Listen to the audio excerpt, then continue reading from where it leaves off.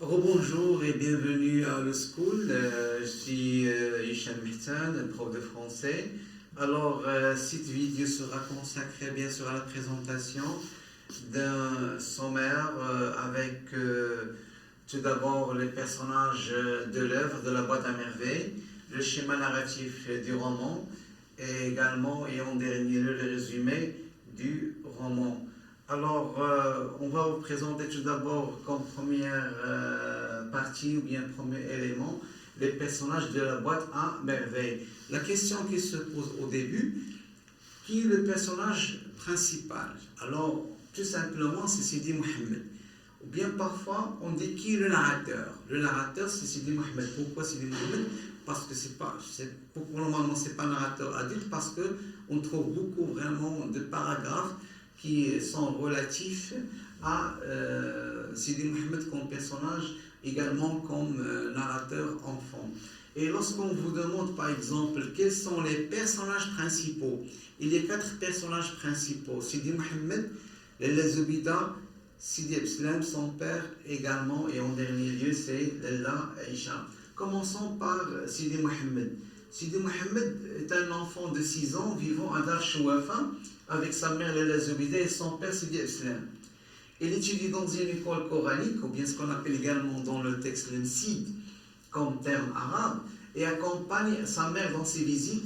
Son personnage est caractérisé par sa solitude et son imagination. Alors parfois on vous demande quels sont les personnages du texte, vous allez dire le jeune narrateur, bien sûr, Sidi Mohammed, ou bien un narrateur enfant, et après on met ses caractéristiques, c'est-à-dire le personnage se caractérise par sa solitude et son imagination.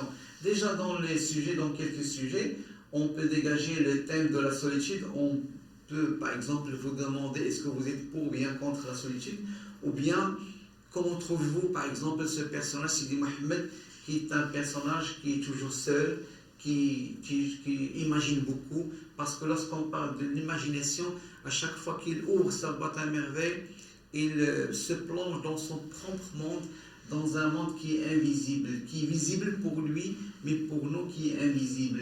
Elle est toujours solitaire avec sa boîte à merveilles, c'est-à-dire qu'elle n'a pas d'amis. Son seul compagnon, bien son seul ami, c'est la boîte à merveilles. Également, ce sont ses objets. Alors, ces dernières qui est la boîte à merveilles, et son seul compagnon et contient des objets hétéroclites. Hétéroclites, c'est-à-dire des objets qui sont variés, qui sont nombreux, qu'il considère comme ses véritables amis. Alors ces objets, ce sont ses amis. Parfois, au lieu d'utiliser par exemple le mot objet, Sidi Mohammed peut par exemple elle peut dire par exemple mes biens au lieu des objets. Elle peut par exemple dire mes trésors. Dans un examen régional, ils ont demandé aux élèves de dégager quels sont les autres mots qu'il utilise Sidi Mohammed pour ces objets. On trouve mes biens, mes trésors. Également, il y a mes richesses. D'accord? Alors, ce sont des expressions qu'on utilise à la place des objets concernant les objets de sa boîte à merveille. Oui, alors pour le deuxième personnage, on trouve sa mère, qui est la Zoubida, également c'est un personnage principal, selon bien sûr une apparition qui est fréquente. Alors, c'est épouse de Sidi Abslam et mère de Sidi Mohammed. Le récit du roman la présente comme une jeune femme de 22 ans.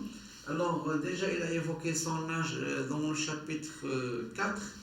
Bien sûr, lors de la visite de l'Aïcha, qui se comporte parfois comme une vieille femme, c'est-à-dire une femme qui est expérimentée, une femme qui est sage, une femme qui est clairvoyante, qui est discrète, qui est lucide. D'accord? Alors, elle a des yeux mobiles, reflétant l'âme d'enfant. Alors, on a une métaphore ici, un teint d'ivoire, une bouche généreuse, par beaucoup, un nez droit et bien fait. Elle affirme qu'elle fait partie de la descendance du prophète, c'est-à-dire que c'est une shérifa.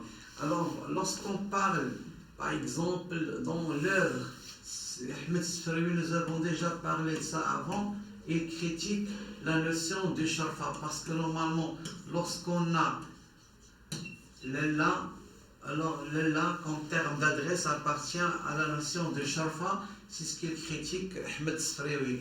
Également, on trouve pour le masculin Moulay, lorsqu'on trouve par exemple Moulay Larbi, ou bien Si, ou bien Sidi, qu'on utilise bien sûr comme terme d'adresse pour bien sûr appeler quelqu'un, un homme ou bien un garçon, et comme on dit Sidi Mohammed. D'accord? Comme on dit Sidi Mohammed. Voilà. Alors, là, comme par exemple dans le chapitre, je crois que c'est 2, lorsque Sidi Mohammed est obligé de baiser la main de l'Aïcha, parce que selon bien sûr le Zubida, c'est une shérifa qu'il faut bien sûr lui baiser la main. C'est une shérifa. Alors de cela, on peut dire qu'il critique la notion de sharfa. Alors, elle a une forte croyance aux superstitions, c'est-à-dire c'est une femme superstitieuse. Parfois dans des questions en examen régional, on trouve la question « Comment trouvez-vous là Zubida, c'est une femme superstitieuse ?» Sinon, parfois, on peut se référer à cette femme, bien aux caractéristiques de cette femme, pour donner quelques exemples dans la production écrite. Parce que normalement, récemment, dans un examen régional, ils ont demandé aux élèves de parler de la femme en général entre hier et aujourd'hui. Alors on peut par exemple mettre quelques éléments ou bien illustrer par des phrases ou bien par des caractéristiques de cette femme. Alors Abslam, c'est Sidi Abslam, bien c'est le père de Sidi Mohammed à la quarantaine. Alors il va évoquer son âge dans le chapitre 12 à la fin. Montagnard comme sa femme, tisseront de métier. Alors, quel est le métier de Sidi Abslam? C'est un tisserand, ou bien c'est un fabricant des djellaba. Alors, dans le chapitre, on peut dire 9, il a pensé de changer de métier d'un fabricant de djellaba au fabricant de haïk. Là, dans le souk de haïk, qu'il va perdre bien sûr son capital, qui sera vraiment l'événement perturbateur dans l'heure. C'est un homme de haute taille, beau, ayant la peau blanche, légèrement dorée, une barbe noire, les lèvres rouges corail, les yeux profonds et sereins, c'est-à-dire très calme, quelqu'un c'est un pieux, quelqu'un qui est un très bon croyant. Alors on peut dire déjà, il y a une description de son portrait, tout d'abord physique, et ici on peut parler vraiment de son portrait moral. Il prie beaucoup et parle peu. Dans le chapitre 4, il décrit son père, surtout lorsqu'on parle de Sidi Mohammed, comme enfant qui aime beaucoup vraiment son père. Alors il brosse un portrait qui est laudatif. Lorsqu'on parle de laudatif, qu'on va voir dans les tonalités, alors laudatif, c'est-à-dire lorsqu'on fait l'éloge, lorsqu'on fait la peinture, lorsqu'on utilise les expressions qui sont valorisantes, qui sont positives, qui sont favorables et qui sont amélioratives.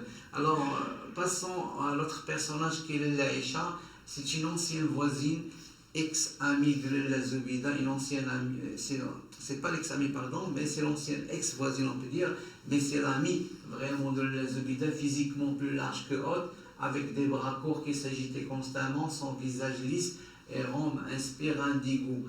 Alors on peut dire dans un paragraphe du chapitre 2, il essaie vraiment de brosser le portrait ou bien de décrire l'Aïcha. Il a sauvé son mari Moulay Larbi parce que normalement il a fait un très bon geste, une bonne action lorsque son mari était en crise, en faillite, mais grâce vraiment à ses bijoux qu'il a vendus, également son mobilier, alors son mari s'est remis sur pied, pour voilà, qu'il est sauvé grâce bien sûr à sa femme. Alors elle a sauvé son mari Moulay Larbi de la faillite. Ce dernier l'a quitté, mais on peut dire que Moulay Larbi c'est un ingrat, c'est un non reconnaissant. Il a quitté, bien il a abandonné, il n'a pas divorcé l'Aïcha, mais il l'a abandonné pour épouser la fille du coiffeur qui s'appelle Khadija, qu'il a abandonné également à la fin à son tour pour retrouver sa première femme, Aïcha. Passons à autre chose. Oui, Lalla Kinza, c'est la voyante. Également, c'est une shérifa. C'est une voyante un peu sorcière de grande réputation. Elle est très connue. Habitant au rez-de-chaussée de la maison qui porte son nom d'A, Chouafa. Ce n'est pas la propriétaire de la maison, mais c'est également c'est une locataire, l'ancienne locataire bien sûr dans cette maison. Rahma, c'est la femme du premier étage, c'est la femme du fabricant des charuts, Driss Lawad et la mère de Zineb. Toutes ces familles occupent la seule chambre au premier étage du premier étage de Dar Chouafa. C'est déjà le premier étage qu'occupe bien sûr ces personnages, surtout lorsqu'on parle de Rahma. Fatma Bziouia, c'est la femme d'Alel le jardinier, et elle partage le deuxième étage avec la famille de Siabslan. Alors on peut dire que déjà Dar Chouafa, elle est composée de combien d'étages? 2 étages. Alors on va essayer vraiment de dessiner un petit peu, c'est la maison. Alors on a baissé la porte, on a rez-de-chaussée, premier étage et deuxième étage. RDC, rez-de-chaussée, où habite Lella. Kunza, c'est bien sûr la Chouafa, ou bien la voyante. Et là, 2 pièces, 2 chambres. Ici, on a une seule pièce et un patio. Alors, on trouve ici Rahma, son mari Driss Lawad,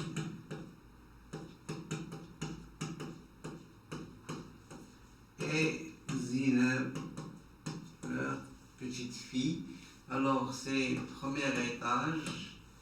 Alors, ici, on a deuxième étage qui est divisé en deux parties. On a la première chambre et la deuxième chambre. La première occupée par le narrateur et sa famille, plus famille. Et on a Fatma Bziouia avec son mari, le jardinier, que son métier, ok? Le jardinier. Alors, c'est la composition, bien sûr, de la maison de Dar Chouafa. Rez-de-chaussée, la Kunza, premier étage de Rahma, Driss Lawad, Zineb, et deuxième étage avec une chambre pour une pièce pour le narrateur, sa famille, une pièce pour Fatma Bziouia et le jardinier. Alors, passons maintenant à Zineb.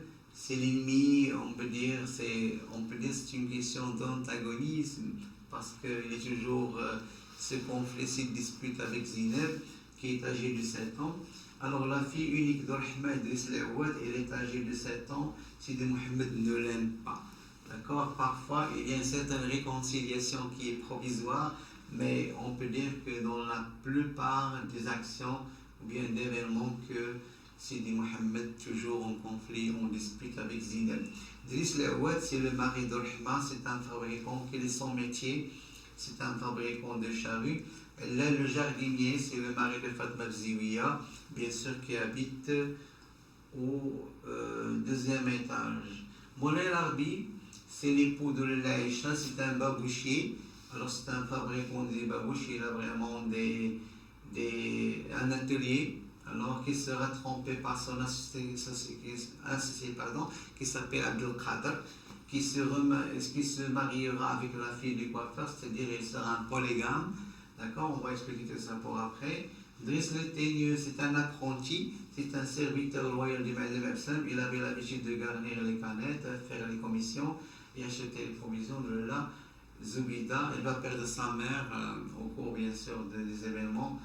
Elle va être orphelin. Abdullah, c'est Abdullah l'épicier, c'est un épicier dans le voisinage. C'est un épicier très aimé malgré le peu de clients. Il a peu de clients, mais beaucoup de connaissances. Sidi Mohamed est fasciné par ces récits fantastiques. Alors, par exemple, à la fin du chapitre 4, Ma'alem Amslam va raconter à la Zoubida également à Sidi Mohamed ces récits, parce que normalement, c'est un épicier qui est de caractère, on peut dire, impassible, qu'on ne peut pas comprendre, qui cache beaucoup de choses. On peut dire également c'est un personnage énigmatique ou bien un personnage mystérieux. Le frère, comment le frère vraiment est présenté, ça présente ou bien ça représente l'enseignement traditionnel.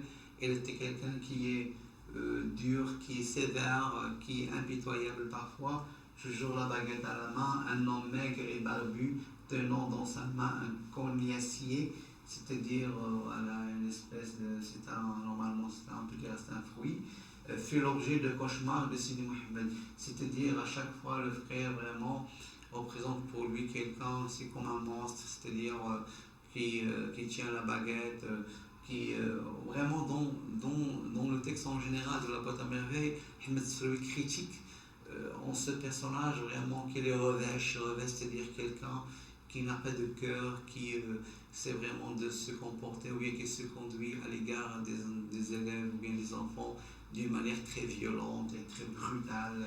D'accord.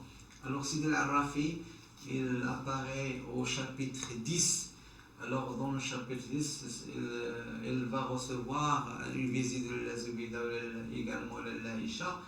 Alors le développement du roman La boîte à merveilles le décrit comme un voyant aveugle. Que dire un voyant aveugle? Déjà ici on a un oxymore comme figure de style. Un voyant aveugle, quelqu'un qui voit les choses, ou bien un monde qui est spirituel, c'est surnaturel, ok?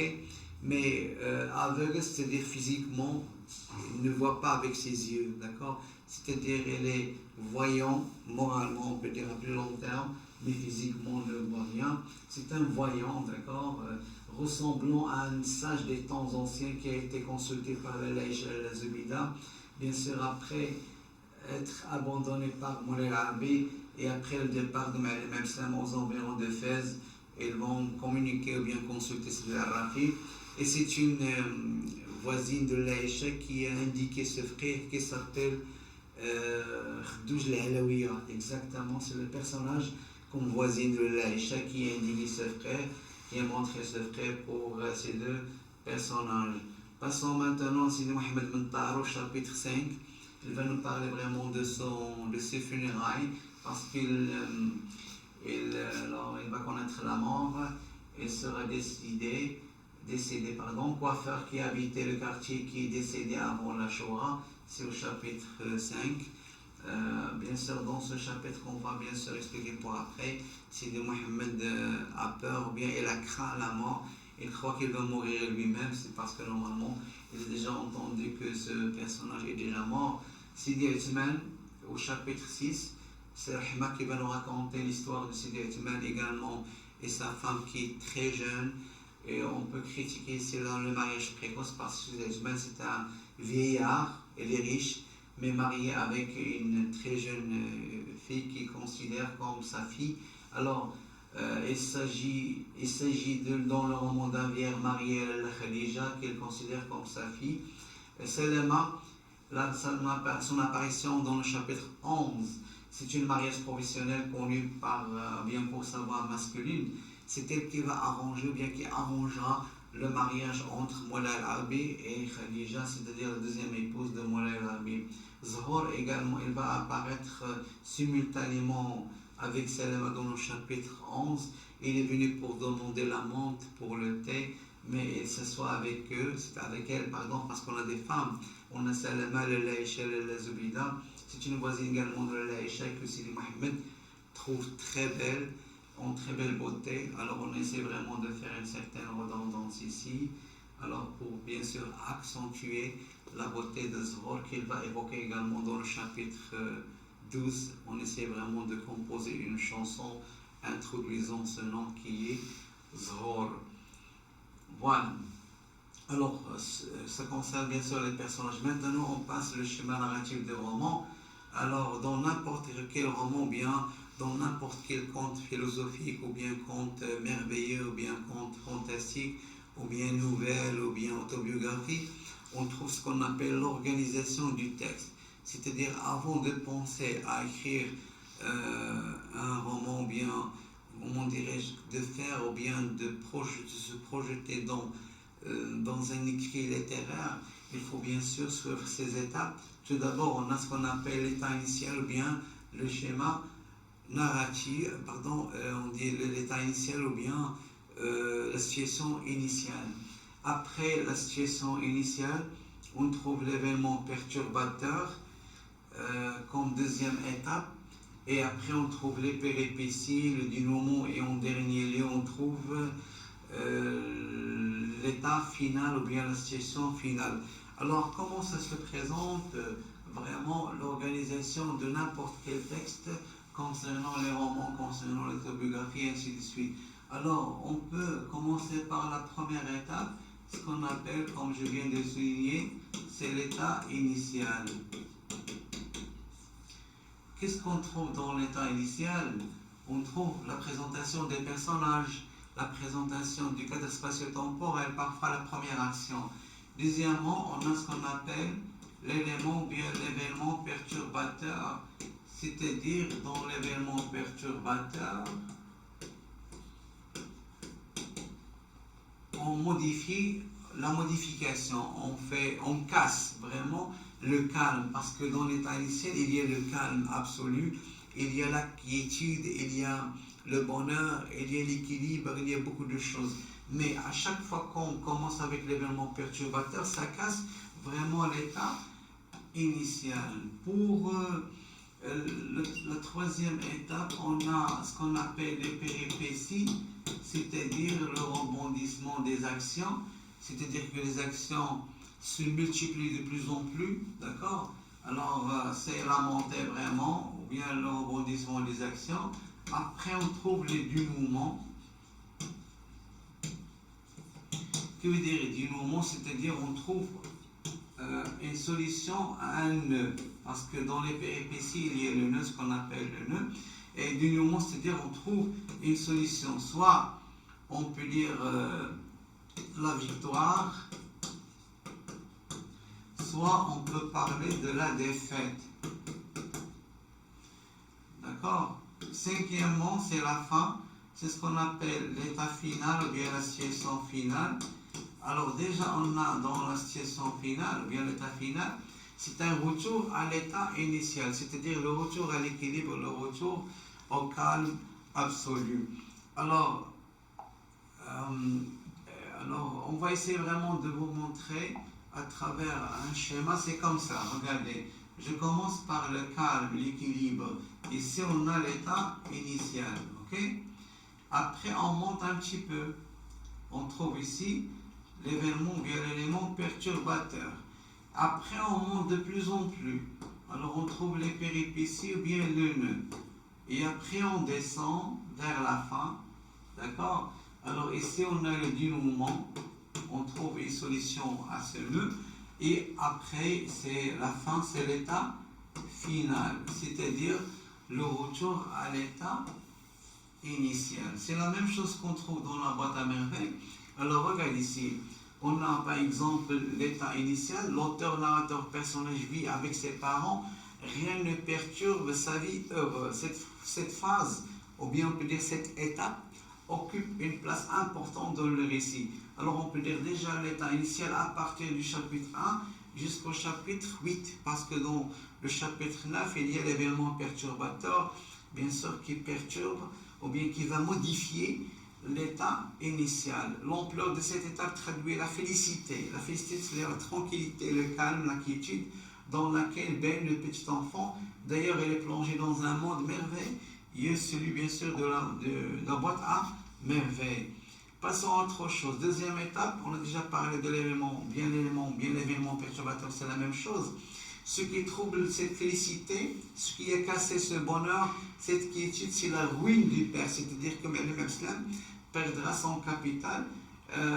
L'argent qu'il portait sur lui est tombé quelque part dans un souk, parce qu'il a bien sûr il a programmé de changer de métier d'un fabricant de djellaba au fabricant de hik. Les péripéties dans le texte se voient dans le voyage. Alors qu'est-ce qu'il doit faire? Il va voyager aux environs d'Éphèse, où il exerce un travail pénible afin de pouvoir amasser de l'argent nécessaire. C'est une question de récupération, bien sûr, pour se ressourcer de plus en plus au niveau de, bien sûr, pour prendre sa vie ordinaire avec sa famille, pour se rétablir dans son atelier déjà. Alors on a le chapitre 8, à la fin du chapitre 8, 9, 10 et 11. Et plus on trouve également dans les péripéties le congé accordé au petit enfant parce qu'il ne va pas aussi à l'école à cause de sa faiblesse, également à cause du départ de Maïlem Epsilon aux environs d'Éphèse. La tristesse de la mère qui se rend au mausolée et consulte les voyants. Il faut Maïlem Epsilon perd son capital, le Lazubida, Alors, elle a son programme d'aller visiter ou bien d'aller consulter des marabouts. Alors, pour le mot, j'aimerais bien vous, à chaque fois, mettre un peu de vocabulaire. On peut dire, il y a trois termes qu'on peut changer. On peut dire un mausolée, ça s'écrit comme ça, on dit un mausolée, comme Sidi Ahmed Tijani ou bien Sidi Ali Bourhaleb. On peut dire également un sanctuaire, ou bien on peut dire également un marabout. Ce sont des synonymes qu'on peut utiliser au niveau de mausolée ou bien marabout ou bien on peut dire même une zawiya, ok? Le dénouement, c'est le retour de Ma'allim Absalam, c'est-à-dire c'est une question de victoire parce que Ma'allim Absalam a déjà amassé de l'argent pour bien sûr remonter ou bien pour monter son atelier des haïks parce qu'il va changer bien sûr de métier d'un fabricant des djellaba à un fabricant des haïks. Il ne reste la situation finale, c'est le retour à la situation initiale, c'est le retour à l'état initial, c'est le retour à l'équilibre, le bonheur, la réouverture par le petit de sa boîte à merveille. On a déjà commencé par la boîte à merveille et on termine par la boîte à merveille qui est considérée pour lui, c'est ce qu'on appelle un soulagement, c'est une question de thérapie parce que là vraiment, là où il se trouve. Pour le résumé, alors, je vais essayer vraiment de lire ce petit résumé, vraiment c'est très réduit, ce texte. Alors, dans la boîte à merveille, Sidi Mohamed nous raconte ses souvenirs d'enfance qui reflètent la vie socio-économique et socio-culturelle de la société maghrébine. Là, je parle de l'ethnographie des années 20. On a déjà parlé de ça dans la première partie. C'est-à-dire que le texte, la boîte à merveille, est un témoignage sur son époque. C'est-à-dire, c'est vraiment de nous présenter d'étudier ou bien d'analyser le contexte de l'époque. C'est un témoignage, c'est-à-dire on témoigne. Alors par exemple, on dit qu'Ahmed Sfraoui, vraiment, il a assisté aux événements, il a assisté à la colonisation française bien sûr, du Maroc de l'époque. Alors il a consacré une bonne partie du livre à parler des voisins, des amis, de la famille, de leurs habitudes, de leurs problèmes et de leur vie quotidienne, et particulièrement de Laïcha, la meilleure amie de sa mère, qui est souffert à cause de son mari ingrat. Pourquoi ingrat? Parce que normalement, il a fait un très bon geste de Laïcha, mais Moulay Al-Arabi a cherché une autre femme, une autre épouse pour un mariage. C'est ce qu'on appelle bien sûr la polygamie. La polygamie, lorsqu'on se marie avec plusieurs femmes, il n'a pas divorcé le Laïcha, mais il a abandonné le Laïcha pour se remarier avec une nouvelle épouse qui est Khadija, la fille du coiffeur. La paisibilité de la vie de cet enfant de 6 ans fut troublée par la perte de la bourse de son père. Alors au début, Sidi Mohamed était très calme, il joue avec sa boîte, il se rend homicide, à chaque fois qu'il essaie vraiment de discuter avec sa mère, son père, la vie était extraordinaire. Mais juste après la perte du capital de son père, pardon, on dit le capital, c'est pas alors le capital de son père ou bien la bourse qui contenait tout son capital, ce qui obligera le père de la famille, bien sûr, à quitter la famille pour travailler dans les champs, dans les environs de Fès, pour pouvoir reprendre son travail, d'accord? Pendant son absence de la mère, il n'est pas ici pour reprendre son travail, c'est pas ton travail. Alors pendant son absence, la mère et l'enfant visitaient quotidiennement des mausolées pour demander au saint de leur rendre le père sain et sauf.